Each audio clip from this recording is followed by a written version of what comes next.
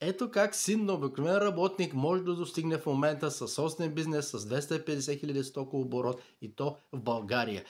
Винаги със съпругата ми сме търсили начин от как сме заедно да създадем по-добър начин на живот за себе си и за семейството си,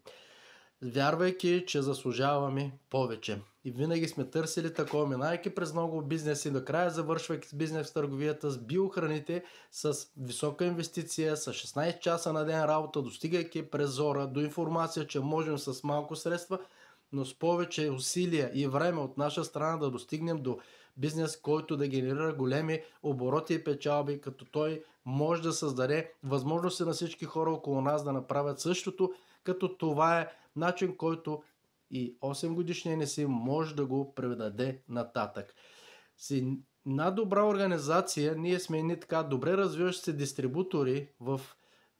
партньорство с фирма Aquasor, с съпругата ми, с екип от над 10 бизнес партньора и стотици клиенти в България и Европа, така че всеки може да го направи, стига да вярва, че заслужава повече. Така че няма да ви оставя линк, няма да ви дам никакви контакти, просто намерете ни сами, като това ще бъде една добра индикация, че вие силно желаете да се развивате и да успявате в живота, като вярвате, че заслужавате повече.